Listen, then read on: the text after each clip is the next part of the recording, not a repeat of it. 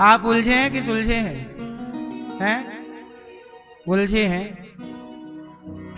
संसार में रहने वाला उलझा ही है, लेकिन उलझा हुआ सुलझ भी सकता है। कहां? भगवान की शरण में आ जाएगा तो जैसे बच्चों के बाल उलझ जाते हैं तो माँ के पास आ जाए तो माँ पूरे बाल बेटी और बेटों के सुलझा देती है, बढ़िया कंघी करके चोटी कर देती है बेटी की। बेटी के बाल उलझ गए, उसे तो सुलझाना आता नहीं है, छोटी बच्ची है, कौन सुलझाता है? बाल उलझ गए, कौन सुलझाएगा? माँ। जिंदगी उलझ गई, कौन सुलझाएगा? भगवान। बस भगवान की शरण में जाने की देर है। बच्चा आएगा ही नहीं माँ के पास तो माँ कैसे सुलझाएगी?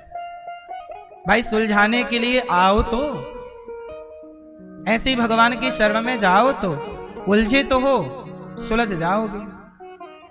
इसलिए आप चाहो कि मैं सुलझ जाऊं, मैं नहीं सुलझ सकता, भगवान सुलझा सकते हैं। अच्छा एक बात बताओ, आपकी जिंदगी में माना कि उतार चढ़ाव चल रहा है, परेशानी चल रही है, कष्ट चल रहा है, कोई तकलीफ है, एक बात बताओ क्या करें कि सब ठीक हो जाए? कष्ट है, बड़ा परेशान, तनाव है, क्या करें कि सब ठीक हो जाए? पानी गंदा है, गंदे पानी को साफ करना है, क्या करें बताओ? उत्तर दो। गंदे पानी को साफ करना है, बताओ कैसे करेंगे? फिल्टर नहीं कर सकते आप, ना साफ पानी डाल सकते, अब बताओ कैसे साफ करोगे? हैं? फिटकरी भी नहीं डाल सकते आप, वो गंदे पानी को साफ करना है, बताओ क्या करें? फिटकरी नहीं डाल सकते, फिल्टर नहीं कर सकते, छान नहीं सकते, कुछ भी नहीं कर सकते, साफ करना है, बताओ क्या करेंगे? आप बताओ। गंदे पानी को साफ करना है, कुछ नहीं कर सकते आप, फिल्टर नहीं कर सकते, कुछ भी फिटकरी इत्यादि नहीं डाल सकते, क्या कर सकते? कैसे साफ होगा आप बताओ? होगा कि नहीं? भैया बताएंगे सोफे वाले, कैसे होगा? हैं? बॉयल भी नहीं कर सकते, अब करो साफ, साफ पानी नहीं डाल सकते आप, डुबा भी नहीं सकते आप, अब करो साफ, कैसे होगा? कितना आसान है? हाँ, ये है सैनिक। गंदे पानी को छोड़ दो, शांत छोड़ दो, बोलो हाँ। बाल्टी में भर के छोड़ दो, 1 घंटा 2 घंटा 4 घंटे बाद देखोगे गंदा पानी नीचे बैठ चुका होगा, साफ साफ पानी ऊपर रह जाएगा। जीवन में जब आप परेशान हो जाएं, चारों ओर परेशानियां हो, तो बस शांत ध्यान से, शांत चित्त से शांत होके बैठ जाइए, भगवान का ध्यान करिए, सब अपने आप ठीक हो जाएगा। जैसे गंदा पानी अपने आप साफ हो जाएगा। नहीं हो जाता? गंदा पानी अपने आप साफ हो जाता है कि नहीं? नदी का पानी गंदा है माना कि, आप उसे भर के बाल्टी में रख दो, 1-2 घंटे बाद देखना साफ हो जाएगा। हाँ या ना? शांत रख देने से पानी भी साफ हो जाता है। इसलिए थोड़ा शांत चित्त से ध्यान लगाया करो, तब जाके तुम्हारा मन साफ होगा। आप लोग ना ध्यान नहीं करते, थोड़ा शांत नहीं रहते, इसलिए आप लोग गंदे के गंदे रह जाते, मन गंदा का गंदा रह जाता है, गंदे गंदे विचार, गंदे गंदे थॉट आते हैं। क्यों?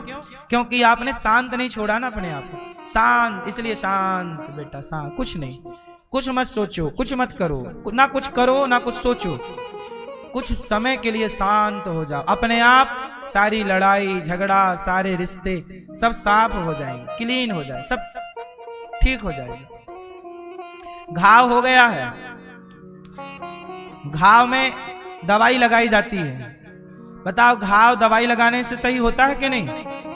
जोर से, जोर से। हाँ, अच्छा दवाई कोई ना लगाए तो साफ सही होगा कि नहीं? बोलो बोलो बोलो, होगा। घाव हो गया है, वो अपने समय के साथ सही हो जाएगा, चाहे आप दवाई लगाओ या दवाई मत लगाओ। दवाई लगाने में शायद जल्दी ठीक हो सकता है, ना लगाने में 10 दिन की देर हो सकती है, इतना ही अंतर आएगा और बहुत ज्यादा पहाड़ टूटने वाला नहीं है। बोलो हाँ, सही है कि गलत है?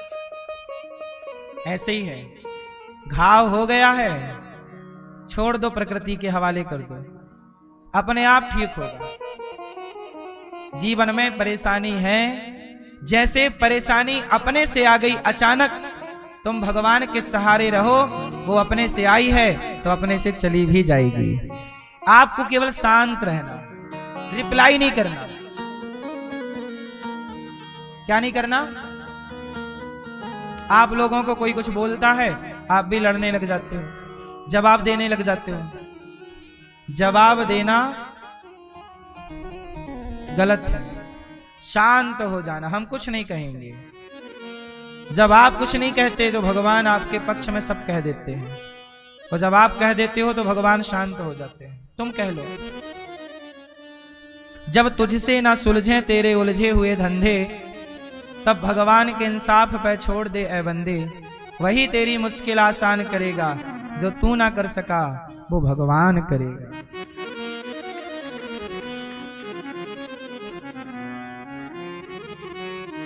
हाँ, भरोसा बहुत बड़ी चीज है भैया। भगवान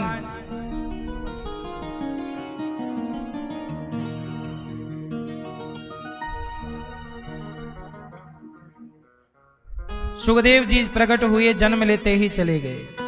ऐसे सुखदेव जी को हम बारंबार प्रणाम करते हैं। भागवत जी में 88,000 ऋषि बैठे हैं सत्संग करने नैमिषारण्य।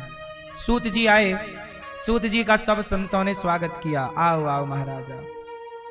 सूत जी ने कहा, ये बताओ,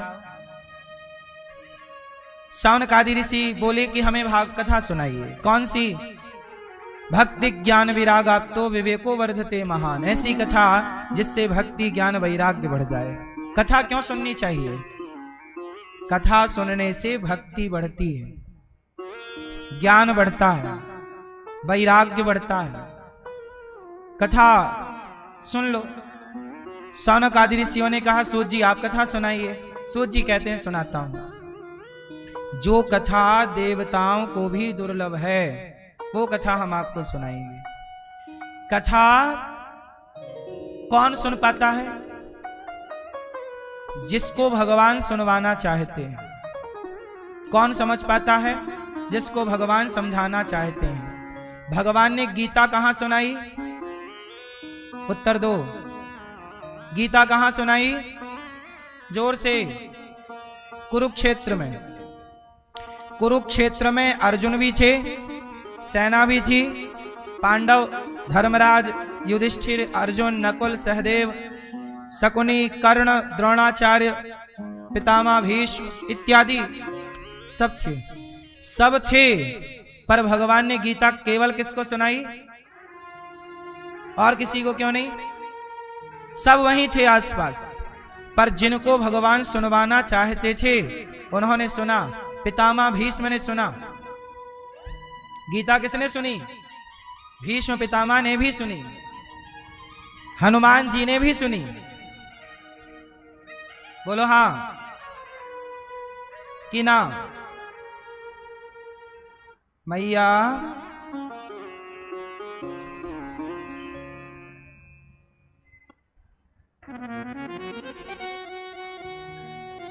कथा सबने सुनी। गीता वहां कौन कौन ने सुना? जिन जिनको भगवान ने सुनवाना चाहा। पितामह को सुनवाना चाहा तो पितामह ने सुन लिया, हनुमान जी को सुनवाना चाहा तो हनुमान जी ने सुन लिया, ना चाहा अर्जुन ने सुन लिया, और दुर्योधन को सुनवाना नहीं चाहा तो खड़ा रहा, उसे कुछ पल्ले नहीं पड़ा। शकुनी को नहीं सुनवाना चाहा, खड़ा रहा, नहीं समझ में आई। तो भागवत की कथा भगवान जिन्हें सुनवाना चाहेंगे, जिन्हें अपने शरण में लेना चाहेंगे, उनके हृदय में भक्ति प्रकट कर देंगे, और जिन्हें अपना नहीं बनाना उनके हृदय में भक्ति नहीं प्रकट होगी। इसलिए कोई भक्ति करता है। अब देखो ना, किसी किसी घर में एक बहुत भक्ति कर रहा है और बाकी सब लोग मांस खा रहे हैं उसी घर में। ऐसे भी लोग हैं कि उस घर में कोई बच्चा, कोई लड़का, कोई लड़की, कोई स्त्री, कोई पुरुष बहुत भक्ति कर रहे हैं और उसी घर में कुछ लोग मांस खा रहे हैं, बकरा खा रहे हैं, मछली, और दूसरा बच्चा बहुत भक्ति कर रहा है। तो कई बार होता है कि किसी को भगवान कृपा करके अपनी भक्ति दे देते हैं। जरूरी नहीं है कि सबको मिल जाए। ये वो धन है, पायो जी मैंने राम रतन धन, ये वो धन है जो सबको नहीं मिलता। इसलिए भागवत कथा सबके समझ के परे है। भक्ति सब नहीं समझ पाते, संतों के त्याग तपस्या को सब नहीं समझ पाते। इसलिए कुछ लोग संतों को गालियां देने लग जाते हैं, क्योंकि वो समझते नहीं है ना। देखो ऐसा है, अब और की क्या कहें, मैं आपको एक छोटी सी बात बताऊं। कुछ लोगों को आपने सुना होगा कहते हुए कि राम जी ने बहुत गलत किया, सीता जी को वनवास दे दिया। सुना कि नहीं? बोलो हाँ कि ना, सुना होगा। अच्छा, मैं कभी नहीं कहता कि राम ने गलत किया। जो शास्त्र समझते हैं, जो भक्ति समझते हैं, वो कभी राम को गलत नहीं ठहराते, क्योंकि वो राम की पूरी बात समझते हैं, जानते हैं।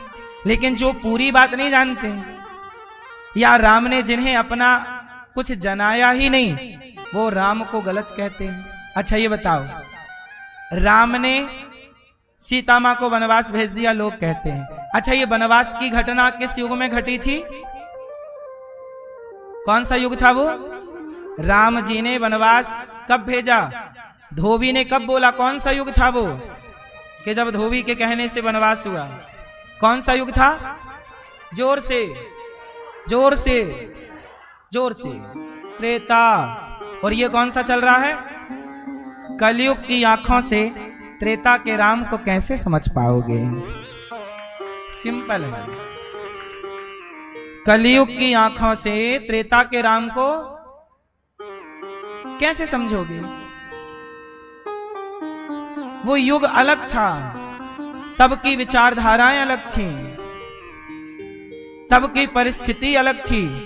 वो सिचुएशन क्या थी, परिस्थिति क्या थी? क्या आपने उस परिस्थिति पर विचार किया? नहीं किया, सीधा आपने आरोप लगा दिया। इसलिए कहता हूं कि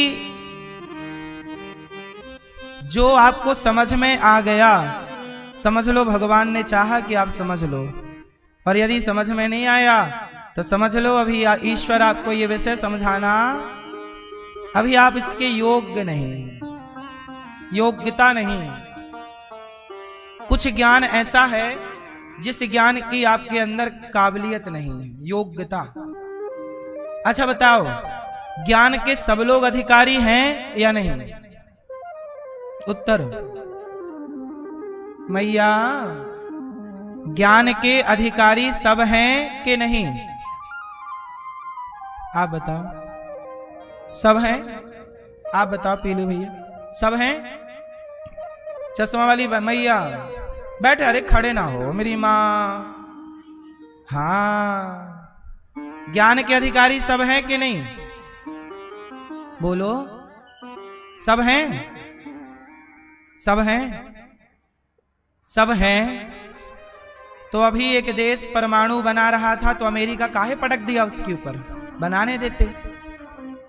यदि ज्ञान के अधिकारी सब हैं तो सारे देश परमाणु क्यों नहीं बना लेते?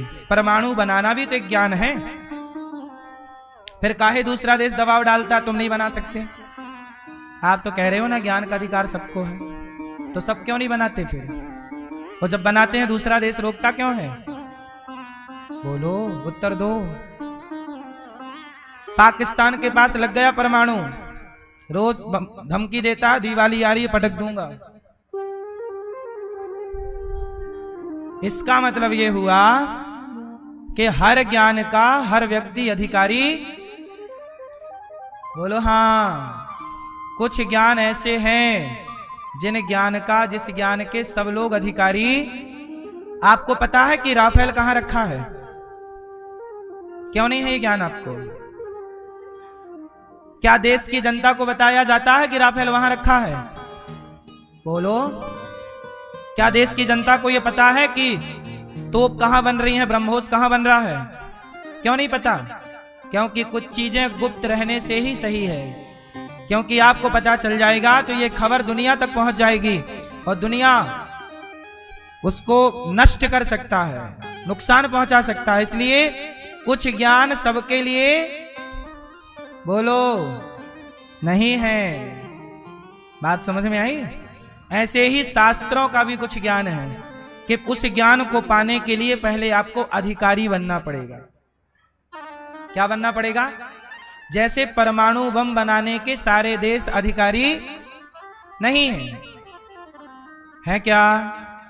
फिर कुछ ज्ञान ऐसा है जो सब ज्ञान सबके लिए नहीं है। जैसे अब जो ज्ञान जिसके लिए था ही नहीं, हुआ क्या कि वो ज्ञान उसको मिल गया।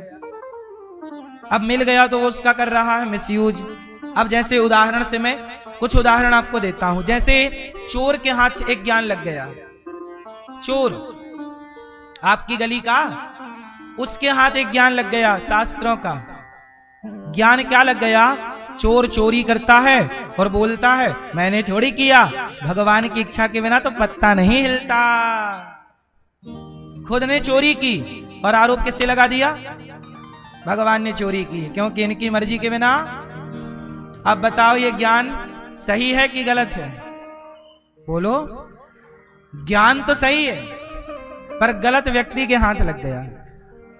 अच्छा बताओ, भगवान की मर्जी के बिना पत्ता नहीं हिलता, ये ज्ञान सही है कि गलत है? मैया सुन रही हो मेरी मां? बताओ, भगवान की मर्जी के बिना पत्ता नहीं हिलता, ये बात सही है कि गलत है? हाँ? सही है। तो चोर क्या कहता है? चोरी मैंने की, पर भगवान की मर्जी के बिना तो। फिर चोर आरोप किसे लगा रहा है? अब आप जानो। अब बताओ कौन दोषी है, चोर दोषी है कि भगवान? कौन दोषी? पर चोर तो कह रहा कि भगवान की मर्जी के बिना, और आप कह रहे हो कि बात सही है कि भगवान की मर्जी के बिना पत्ता नहीं हिलते। तो इस बात से तो भगवान ही चोर हुए, चोर के हिसाब से। अब बताओ, ये ज्ञान जो है, ज्ञान तो सही है पर गलत व्यक्ति के हाथ लग गया। इसलिए हमारे यहां कहते हैं सनातन में, कुछ ज्ञान ऐसा है सबके लिए नहीं है। पहले आप उसके अधिकारी बनो, पहले गुरुजनों की सेवा करो, पहले आप सत्संग करो, तब उस ज्ञान को पाओगे। आजकल लोग ज्ञान सब कुछ पाना है पर अधिकारी कोई नहीं। लोग कहते हैं, कल हमसे एक जज साहब बोले कि महाराज जी हमें बहुत गुस्सा आता है, क्या करेंगे? हमने कहा आपको लंबा सत्संग करना पड़ेगा। जब आप सत्संग करेंगे तब आपका धीरे धीरे क्रोध कंट्रोल होगा। सत्संग से ही सब कुछ होगा। अब सत्संग लंबा टाइम करने का टाइम किसे है? परिणाम सबको ही चाहता है। मन को स्थिर करने का उपाय क्या है? मन को स्थिर करेंगे तो आपको मन को स्थिर करने के लिए लंबा सत्संग चाहिए, अभ्यास, प्रैक्टिस चाहिए, तब मन कंट्रोल होगा। अब करना कोई नहीं चाहता, कंट्रोलिंग सबको चाहिए, ऐसा। इसलिए पहले उस ज्ञान के अधिकारी बनो। चलो बताओ, चोर चोरी करता है तो भगवान की मर्जी के बिना पत्ता नहीं हिलता। इसे समझाओ जरा, क्या सही है क्या गलत है? हैं? चोर दोषी है कि भगवान दोषी है? जोर से, ए मैया काहे तुम मार रही हो से? चलो बताओ कौन दोषी है? चोर। कैसे सिद्ध करो? चोर ने चोरी की पर ईश्वर की मर्जी के बिना कुछ होती नहीं, सिद्ध करो। कैसे चोर आरोपी है, कैसे दोषी है? चलो हम कर दें, चलो सिद्ध लो। ऐसा है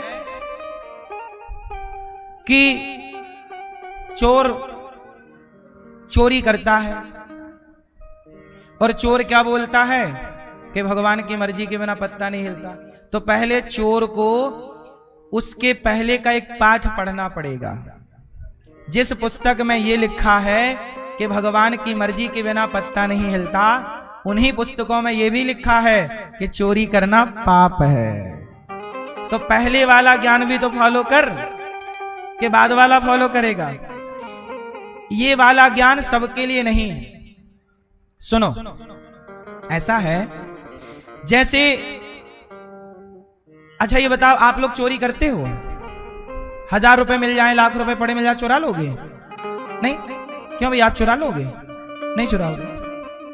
आप सत्संग करते हो, आप रोज भगवान का नाम जपते हो, भगवान की याद में रोते हो। जो व्यक्ति भगवान की शरण में है, उन लोगों पर यह ज्ञान लागू होता है। कौन सा ज्ञान? कि भगवान की मर्जी के बिना, सुदामा जैसे ज्ञानी, सुदामा गरीब है, तो सुदामा से लोग कहते तुम गरीब क्यों हो? सुदामा बोले ये ईश्वर की मर्जी है कि मैं गरीब रहूं। सुदामा जब अमीर हो गए तो लोगों ने कहा तुम अमीर हो गए, बोले ये प्रभु की मर्जी है। सुदामा जैसे भक्त जो सब जानते हैं, जो ईश्वर की मर्जी को समझते हैं। कुछ लोग कैसे होते हैं कि सुख आता है तो भी ईश्वर की कृपा मानते हैं, और दुख आता है तो भी कृपा। ऐसे भक्तों के लिए ये ज्ञान है कि जो हो रहा है ईश्वर की मर्जी से हो रहा है। लेकिन ये ज्ञान चोर के लिए नहीं था, क्योंकि चोर इस ज्ञान की पात्रता नहीं रखता। जो भक्त होगा वो चोरी करेगा ही नहीं। जिस व्यक्ति को यथार्थ में ये ज्ञान हो जाएगा कि ईश्वर की मर्जी के बिना पत्ता नहीं हिलता, पहले तो ये बताओ क्या वो व्यक्ति ये बात जान लेने के बाद चोरी करेगा? बात समझ में आई? जो व्यक्ति ये जान लेगा कि सब ईश्वर की मर्जी है, वो व्यक्ति चोरी कर ही नहीं सकता। उसका लेवल अलग है, उसकी स्थिति अलग है, उसका ज्ञान अलग है। ये 2 कौड़ी का चोर जिसने केवल सेंटेंस रटा है, उसके पंक्ति के भीतर के भाव को नहीं जाना। देखो ऐसा है ना, बात रट लेना और बात पर अमल करना, दोनों बातें अलग अलग हैं। समझ में आ रही है? झूठ बोलना पाप है, ये लाइन सबको रटी है। परंतु एक होता है रट लेना, झूठ बोलना पाप है, झूठ बोलना पाप है, नदी किनारे सांप, रट लिया। एक व्यक्ति वो होता है जो पंक्ति रटा नहीं पर सच पे चलने लग गया। वो सच पे चलता है, मर जाएगा पर झूठ नहीं बोलेगा। तो एक है जो रट्टू तोता है और एक है जो उस लाइन पर चल रहा है। कौन श्रेष्ठ है, रटने वाला कि चलने वाला? रटने वाले लाखों होंगे, चलने वाला एक होगा।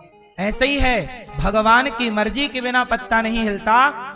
इस लाइन को रटने वाले लाखों हैं, पर इस पंक्ति पर, इस लाइन पर जीने वाले बहुत कम हैं। और जो जिएगा वो इस पंक्ति का सुख पाएगा, इस ज्ञान का आनंद पाएगा।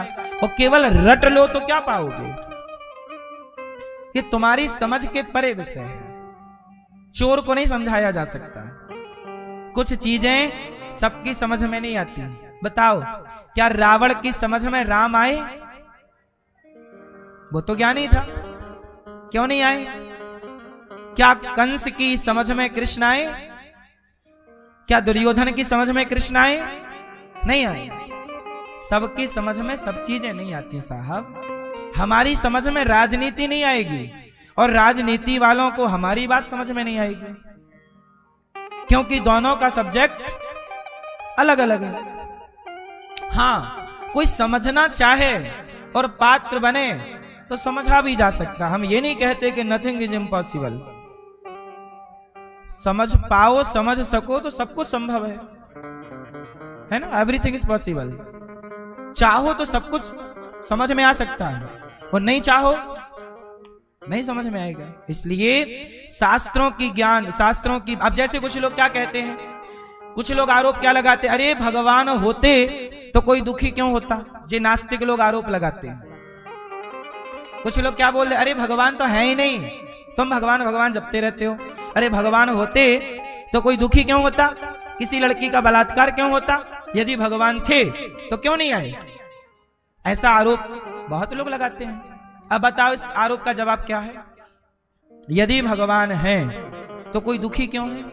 किसी लड़की का बलात्कार, द्रौपदी की साड़ी उतरी तो कृष्ण आ गए। आज भी किसी लड़की का बलात्कार होता है, कपड़े उतरते हैं, क्यों नहीं आते भगवान? ये आरोप है नास्तिकों का।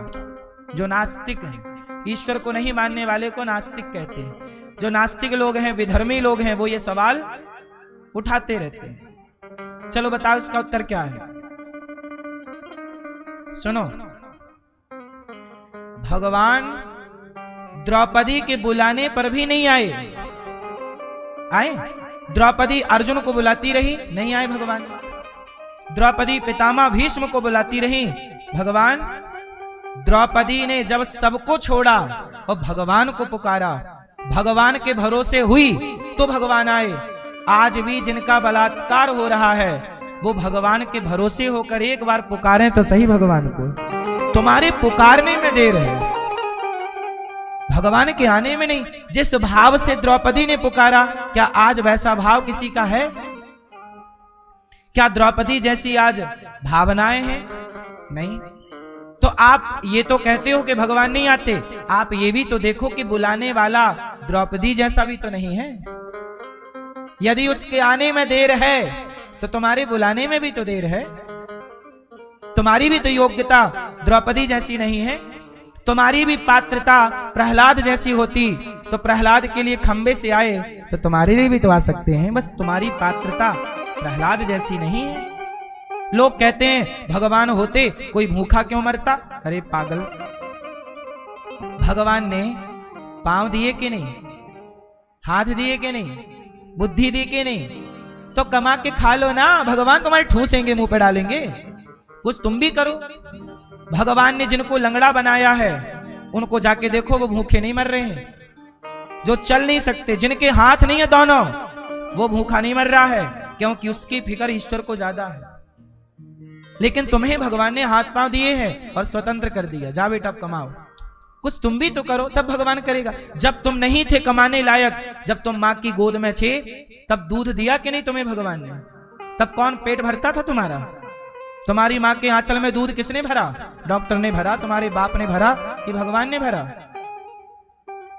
बोलो, ए मेरी माँ के आंचल में दूध किसने भरा? तो पेट किसने भरा?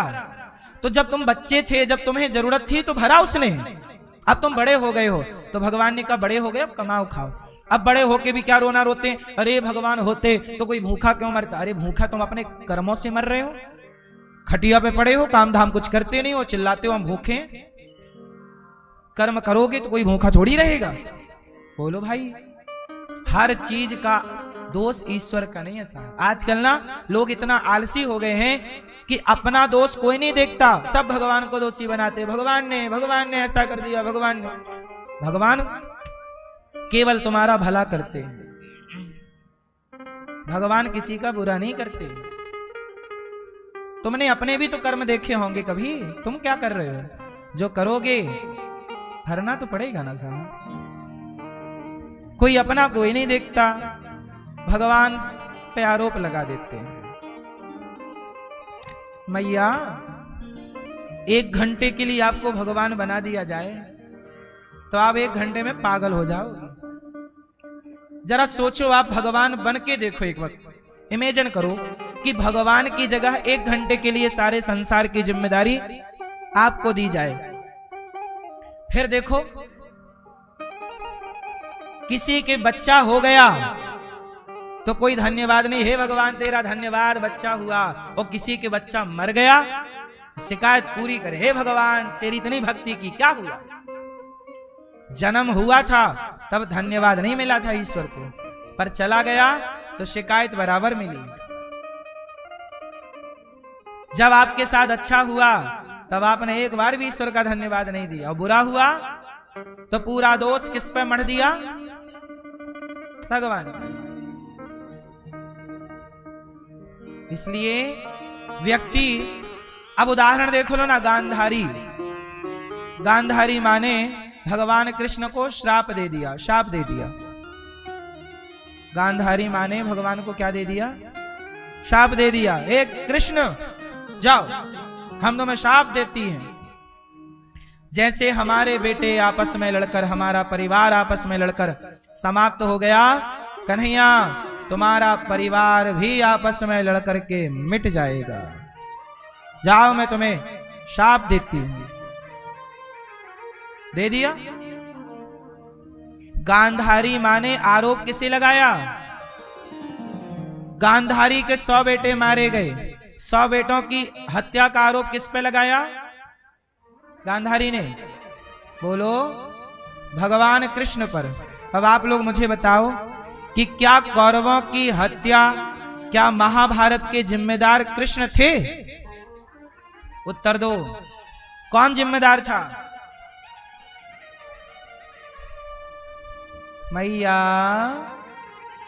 जिम्मेदार कौन? ये मैया तो सो गई मेरी मां।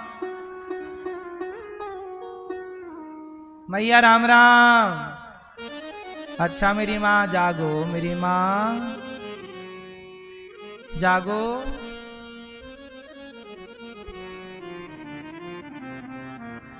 भैया बैठ जाओ वहीं जहां खड़े हो। बैठो मेरी मां। चलो बताओ, महाभारत का जिम्मेदार कौन? भगवान कृष्ण? कौन? कौन? गांधारी ने किसे आरोपी बनाया? भगवान श्री कृष्ण को। गांधारी ने अपने बेटों की करतूत नहीं देखी कि मेरे बेटों ने भरी सभा में एक महिला के कपड़े उतार दिए। गांधारी को अपने छोरों की करतूत नजर नहीं आ रही है। करतूतों में तो पट्टी बंधी है।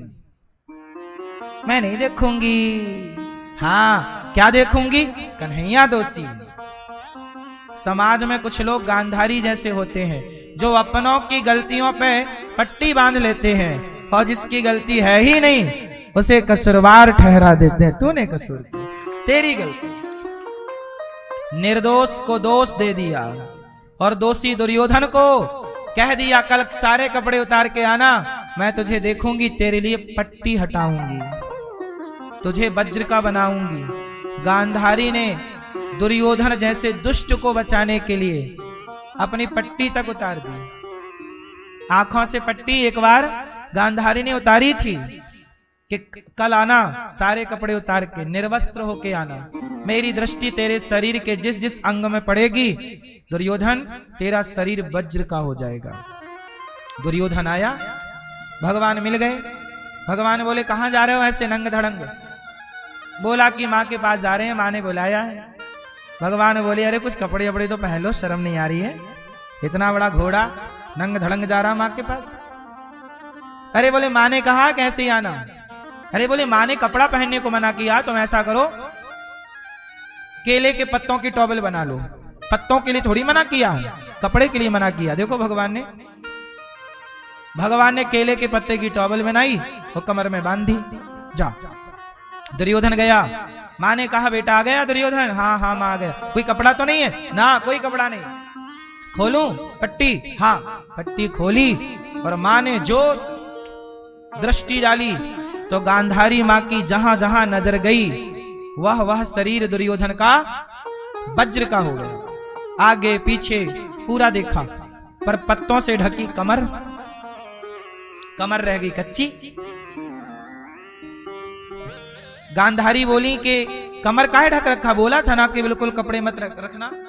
अरे मैया, तुम माँ हो ना, तुम्हारे सामने हमें शर्म आ रही थी। तो कन्हैया ने बोल दिया कि कमर ढक लो पत्तों से। अच्छा, ये कन्हैया ने ढकवाया है। मां का पूरा गुस्सा फूट गया कन्हैया पर, और दुर्योधन की जांघें कमजोर रह गईं और भीम भैया ने जांघें तोड़ी थी गदा से, मार दिया दुर्योधन को। गांधारी मां ने उस बेटे को बचाने में जान लगा दी जिस बेटे ने भरी सभा में एक नारी का अपमान किया था। इसलिए कहता हूं मेरी मां कि गलत को बचाने की कोशिश मत करो। आप लोगों से प्रार्थना है, गलती ही मत करो, गलत काम मत करो, और गलत कोई कर रहा है तो उसका साथ मत दो। कोई गलत कर रहा है तो उसका साथ मत दो। दुर्योधन गलत था तो साथ देने वालों को भी भोगना पड़ा। गुरु द्रोणाचार्य गलत नहीं थे पर साथ दिया इसलिए भोगना पड़ा। भीष्म पितामह गलत नहीं थे, दुर्योधन का साथ दिया इसलिए भोगना पड़ा। गलत का साथ देने वाला भी गलत हो जाता है। इसलिए आपसे मेरी विनती है कि मन भगवान में लगाया जाए। भगवान श्री कृष्ण को आरोपी मान लिया, गांधारी ने शाप दे दिया और मां के उस शाप को स्वीकार कर लिया भगवान ने। इसलिए भगवान कृष्ण का वंश आपस में अंत में लड़कर के समाप्त हो गए। 56 करोड़ यदुवंशी थे। भगवान के बेटा पोता पोती सब आपस में लड़के खत्म। भगवान कृष्ण कैसे हैं कि बच्चों का जन्म भी देख रहे हैं अपनी आंखों से और अपने परिवार की मृत्यु भी देख रहे हैं अपनी आंखों से, फिर भी होठों पे मुस्कान बनी है। यही तो भगवान। ना जन्म से प्रभावित हुए और ना मृत्यु से प्रभावित हुए। हम लोग प्रभावित हो जाते हैं। इसलिए आपसे मेरी प्रार्थना, प्रभावित मत हुआ करिए। ना तो आपको जन्म प्रभावित करे किसी का, ना तो आपको मृत्यु प्रभावित करे किसी की। जन्म मृत्यु के प्रभाव से अपने को दूर रखिए, अपने को बचाइए। किससे बचाइए? संसार का कोई भी प्रभाव आप पर ना पड़े। यदि प्रभाव पड़ा तो आप परेशान हो जाओगे। मेरी माँ के कोई भी प्रभाव, संसार की हर घटना। अच्छा ये बताओ, संसार में जो हो रहा है क्या उसे आप बदल सकते हैं? जोर से नहीं। जब आप बदल नहीं सकते तो आप इन्वॉल्व क्यों होते हो? जो हो रहा है उसे स्वीकार कीजिए, क्योंकि आपका कुछ बस है ही नहीं, कहीं बस नहीं चलता आपका। इसलिए जगत का व्यवहार देखो, कोई मर रहा है, हम बचाने योग्य हैं और वो बच सकता है तो जरूर बचाना चाहिए। हमसे किसी की जान बच रही है, बचाओ। हमसे किसी की भूख मिट रही है तो रोटी दे के मिटाओ। पर आप नहीं कर पा रहे हैं और आप देख रहे हैं तो वो विधि का विधान है, वो देखना है। क्या करो?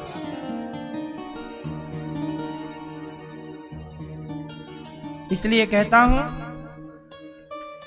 कि सबसे उत्तम पक्ष है कि आत्मसमर्पण कर दिया जाए भगवान के चरणों में, है ना? यदि नहीं करोगे तो भजन के बिना अधूरा रह जाएगा। हाँ, आजकल परसों की कहता रह गया। अब भजन करूंगा, अब शरण में जाऊंगा, अब जाऊंगा, अब कथा सुनूंगा। ये करते करते बुढ़ापा आ गया और मौत आ गई। आजकल परसों की कहता रह गया, बिन भजन जीवन अधूरा रह गया, बिन भजन जीवन अधूरा रह गया। आजकल कर लेंगे भजन, चलो चलेंगे, चलो वृंदावन चलेंगे, कथा सुनेंगे आजकल। चलो आज नहीं कल नहीं, अच्छा परसों। आजकल परसों की कहता रह गया, बिन भजन जीवन अधूरा रह गया, बिन भजन जीवन अधूरा रह गया। आजकल परसों की कहता रह गया, आजकल परसों की कहता रह गया, आजकल परसों की कहता रह गया, आजकल परसों की कहता रह गया, बिन भजन जीवन अधूरा रह गया। बिन भजन